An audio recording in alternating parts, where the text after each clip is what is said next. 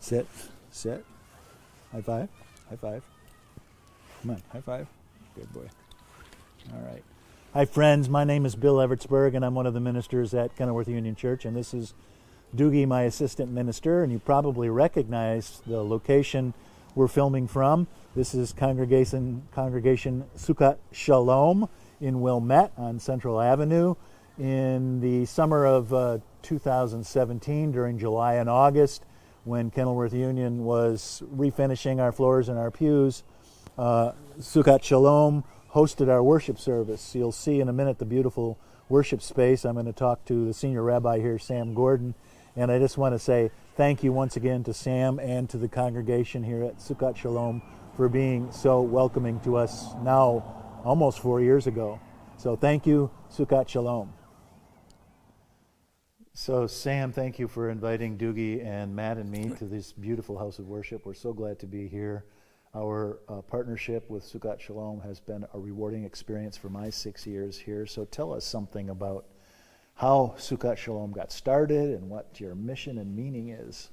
Well, Sukkat Shalom, the Hebrew, a sukkah, is the tabernacle, which in the fall is the festival of Sukkot.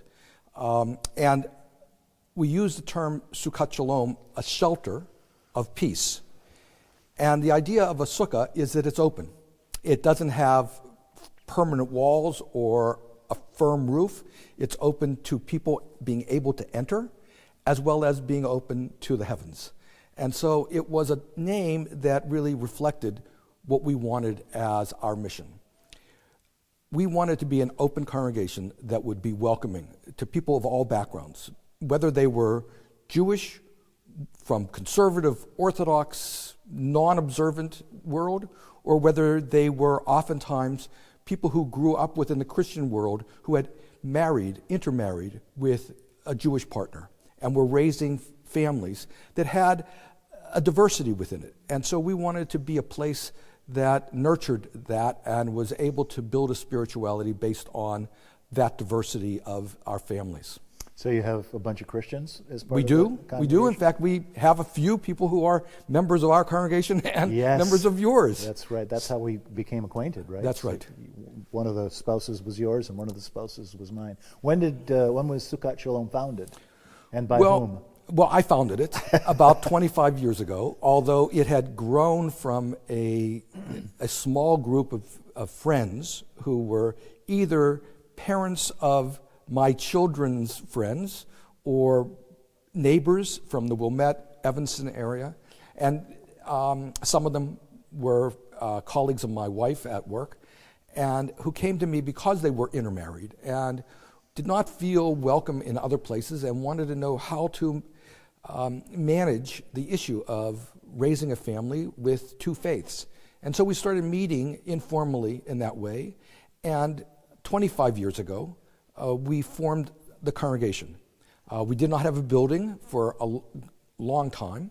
For about 15 years, we had no building of our own. We, similar to our being willing to open our doors to Kenilworth Union, the doors of First Congregational Church of Wilmette, the Community Church of Wilmette, the Church of Jesus Christ of the Latter-day Saints on Lake Street, all of them opened their doors to us. And so we wanted to return that favor. But we were looking for sacred space.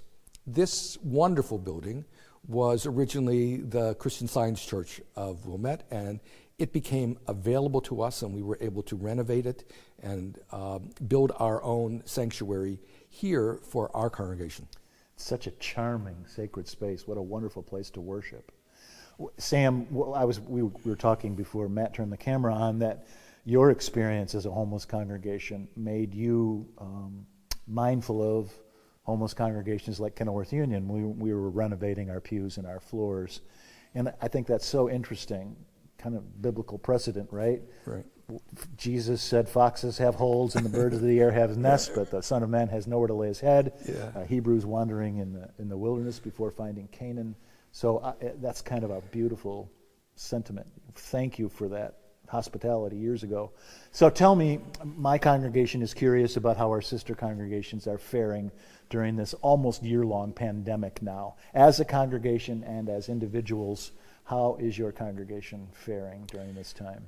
Well, in many ways it's been very challenging, as I think it's been for all of us. Yes. However, there was a creative response that we didn't expect. We were able to maintain our relationship with our congregants, particularly in terms of worship, by using video, sometimes Zoom, sometimes live streaming, sometimes pre-recorded services that are then live streamed. We also had to reach out to people in new ways.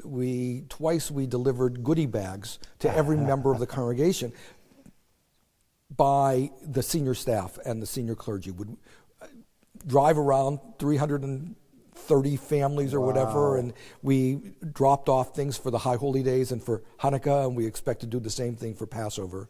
So the congregation is faring well. It also is interesting, some of the advantages that we found unexpectedly. At our worship services on Friday night, people are logging in from California, from Florida, from Arizona, from Las Vegas. Our typical winter snowbirds are not disconnected anymore. Yes. We're able to keep connected with them. So that's a certain advantage. Very luckily, thankfully, we've really not had deaths because of COVID-19, except among particularly some of our more elderly. There have been a number of losses that are not directly attributed to COVID-19, but because of isolation, because they're not being supported by family that come visit them. They may be in senior housing, which limits them and also exposes them. Yeah. So we have seen loss. We've seen people who are shaken by this, and then of course shaken by the kind of political. There's a sense of division in America that I think we're all concerned about. Whatever our political position is, our partisan position, but that divisiveness, the demonization of the other. So that also has been a disruptive part of this year, but also I think, I'm sure you've seen the same thing, the houses of worship, our sacred centers, have become all the more important to our members. I think the value we provide has been recognized. Fabulous. Sam, you're going to come over to Kenilworth Union Church virtually. It's going to be a Zoom meeting, but you have an interest in Isabel Wilkerson's important book called Cast, and you're going to be talking to Kenilworth Union and whoever else wants to join that meeting on February 8th, right? Which is a Monday night at 7 p.m. You have to go to kuc.org to register, friends, but Sam is a wonderful teacher and preacher, and he really thinks very highly of this book, so you'll want to join us. Sam, thanks for having us. Delighted. God bless you and your congregation. And you as well. We will work in partnership for as long as either of us is here, okay? Well, I look forward to that, and I look forward to being with you on February 7th. Yeah. The Lord bless you and keep you and make his face to shine upon you. And so may it be with you. Thanks, Sam.